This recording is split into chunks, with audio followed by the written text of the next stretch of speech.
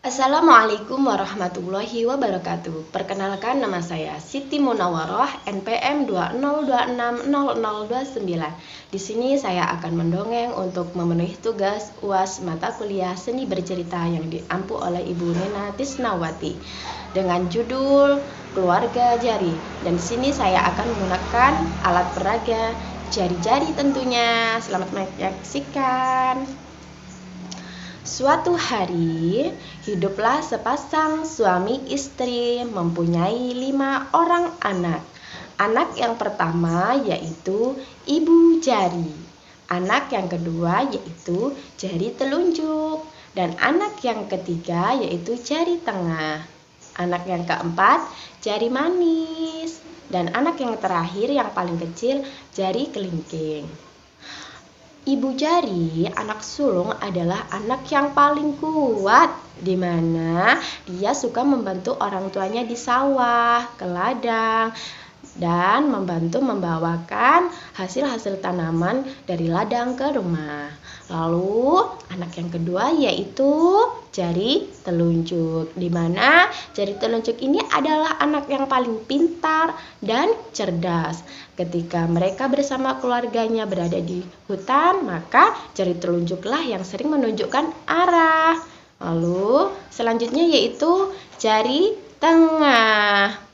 Anak jari tengah ini adalah anak yang paling baik hati dan suka menolong siapapun dan suka mengambilkan apapun yang paling tinggi. Nah, anak yang keempat ini adalah anak yang paling manis dan paling cantik di antara 5 saudaranya. Karena cantik, dia menjadi pemandu jalan bagi orang yang berada di desa itu. Dan anak yang terakhir yaitu paling kecil. Paling kecil, dia anak yang paling manja, sering sakit-sakitan, dan dia merasa tidak memiliki kelebihan apapun.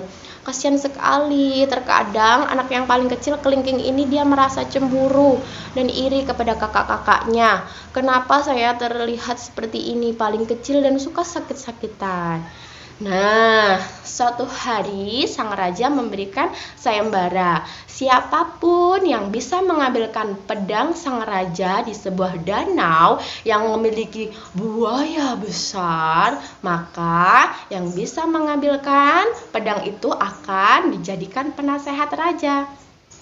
Datanglah si kecil ini. Dia berinisiatif, bagaimana ya caranya supaya ia menjadi anak yang berguna. Tanpa ia izin kepada orang tuanya, dia pun datang ke sebuah danau. Kemudian setelah datang ke sebuah danau, buaya pun datang menghampirinya. Hai anak kecil, kenapa kau datang ke tempat danau ini? Padahal kami sangat lapar. Iya, aku datang ke tempat ini. Aku ingin bermaksud mengambil pedang sang raja. Apakah kau utusan raja? Iya, aku adalah utusan raja. Kenapa kau berani ke sini sedangkan badanmu sangat kecil dan terlihat kurus? Karena saya kasihan kepada raja. Itu adalah pedang milik raja satu-satunya dan warisan dari orang tuanya satu-satunya.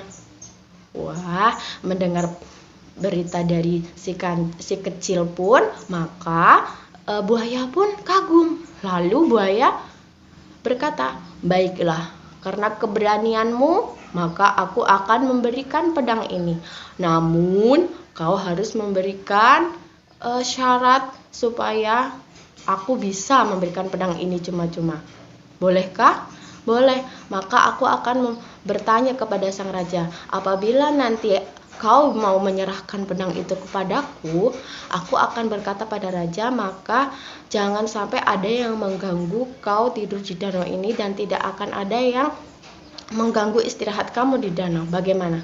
Baiklah, aku akan mengikuti ucapanmu. Silahkan ambil pedang ini.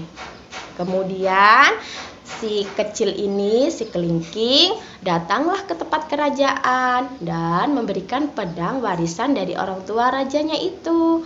Lalu tanpa pikir panjang, Raja pun mengangkat si kecil menjadi penasehat raja.